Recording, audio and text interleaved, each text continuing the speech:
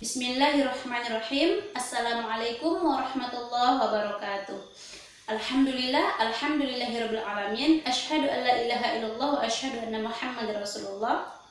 Puji syukur marilah kita panjatkan atas kehadiran Allah Subhanahu wa taala yang telah memberikan kesehatan kepada kita semua, kesempatannya dan juga kelapangan dada nantinya untuk menerima pembelajaran hari ini ya.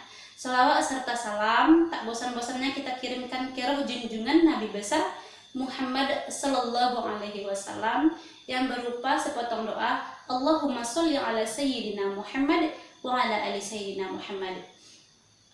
Mudah-mudahan kita tidak akan pernah bosan-bosannya untuk bersolawat kepada beliau, karena beliau telah mengatakan orang yang paling kikir adalah orang yang tidak pernah berselawat kepadanya ya. Jangan sampai kita tergolong kepada orang yang kikir tadi. Oke, Ibu harapkan anak-anak Ibu sekalian tetap semangat dalam menuntut ilmu. Jangan jadikan kondisi pandemi ini adalah suatu alasan untuk tidak menuntut ilmu atau bermalas-malasan ya. Karena Allah telah mengatakan, telah berfirman dalam Quran surat Ar-Rum ayat 11 yang mana berbunyi Bismillahirrahmanirrahim.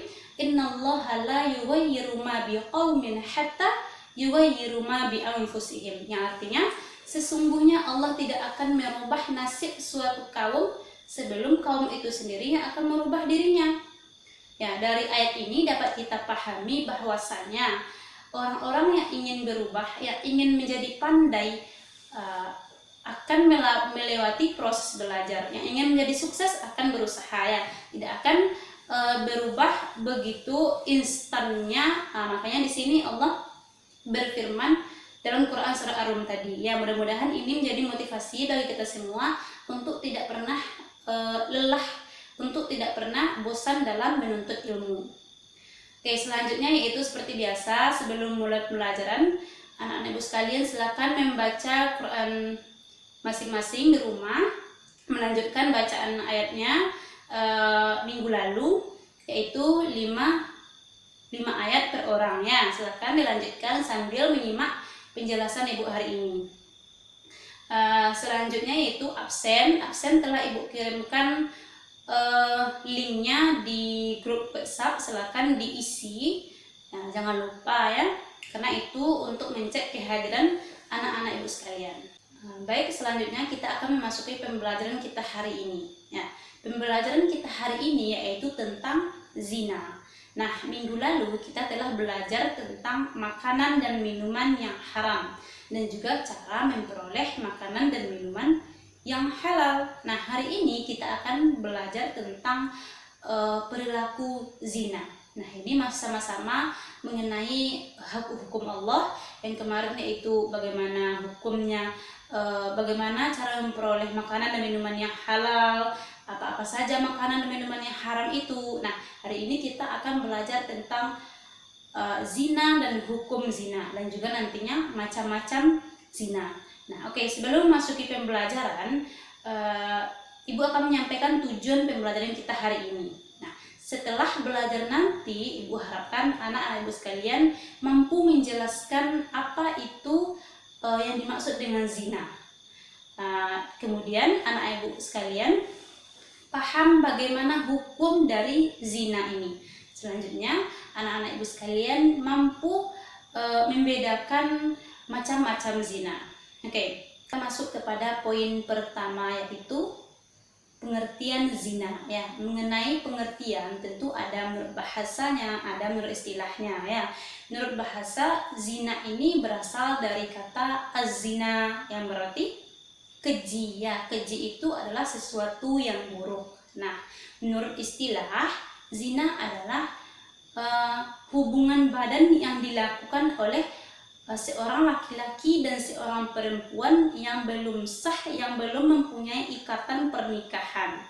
Nah, paham ya? Seorang laki-laki dan perempuan yang melakukan hubungan badan yang belum ada ikatan sahnya, belum ada akad, belum ada pernikahan gitu. Nah, jadi paham ya, mudah-mudahan paham apa yang dimaksud dengan zina ini. Selanjutnya yaitu dasar hukum zina. Nah, dasar hukum zina itu terdapat dalam Quran surah Al-Isra ayat 32 yang berbunyi Bismillahirrahmanirrahim. La taqrabuz zina innahu kana fahishatan wa sa'a sabila.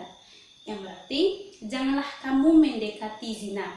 Sesungguhnya zina itu adalah perbuatan yang keji dan suatu jalan yang buruk. Nah, dari dalil ini dapat kita pahami bahwasanya zina itu dilarang atau diharamkan.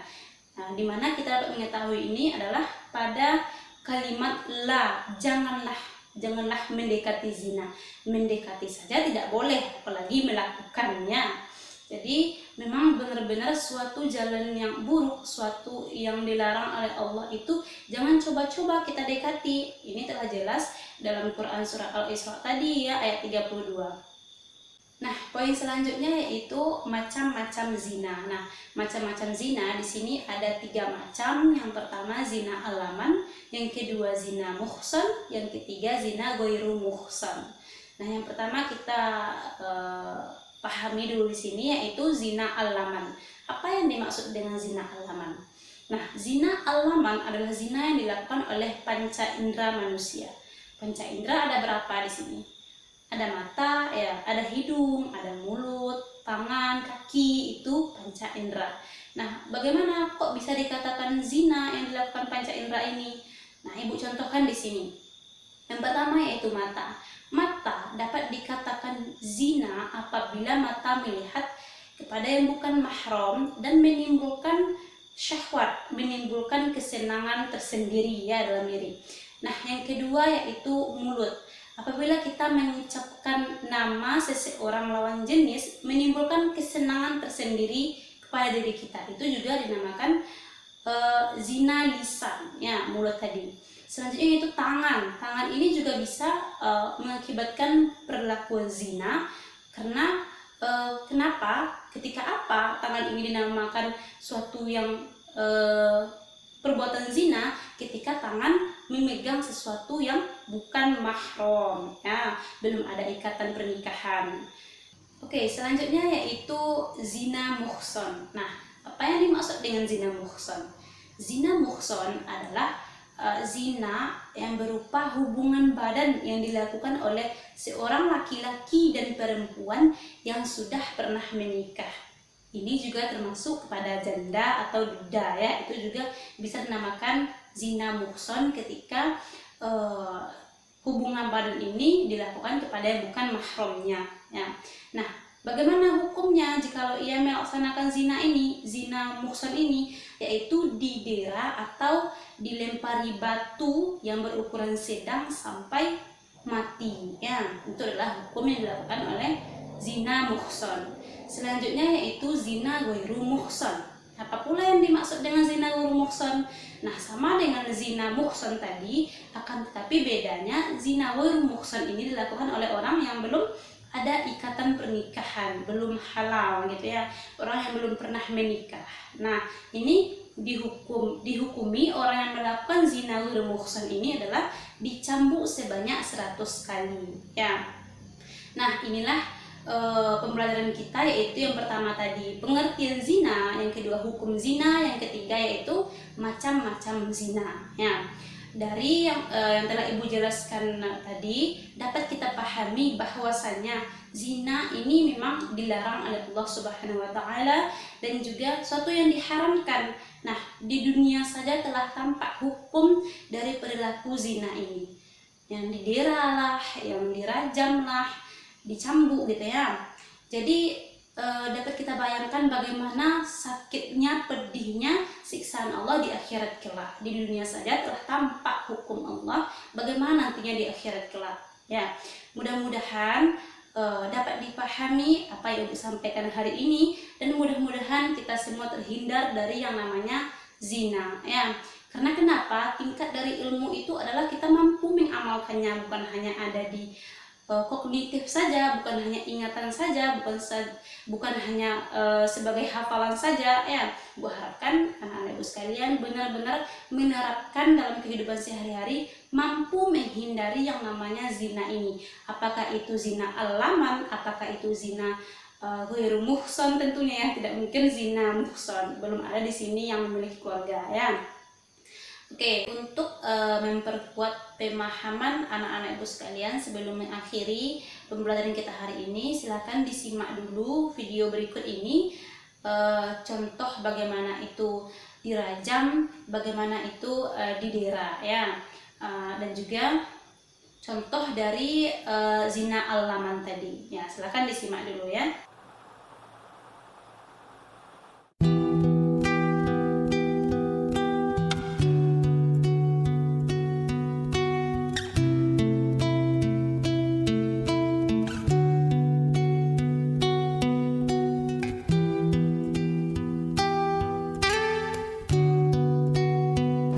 Kemudian Syekh Utsaimin menerangkan, kenapa batunya harus saling sedang?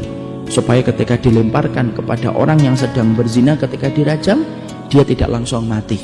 Dia merasakan dulu perihnya ketika dilempari itu, dari ujung rambutnya sampai ujung jempolnya.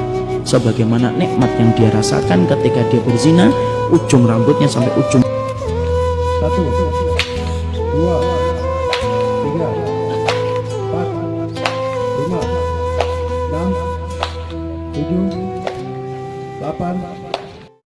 Oke, alhamdulillah, mudah-mudahan dengan menonton video contoh didera tadi, dan juga dirajam dan contoh zina al-laman itu mampu menyadarkan diri kita untuk menghindari yang namanya zina ya. Jangankan melakukan zina, mendekati saja jangan ya. Insyaallah kita semua terjaga dari yang namanya zina ya. Nah, selanjutnya untuk tugas seperti biasa, yaitu silakan dilihat buku latihannya. Setiap bab itu kan ada latihan, silakan dikumpulkan minggu besok.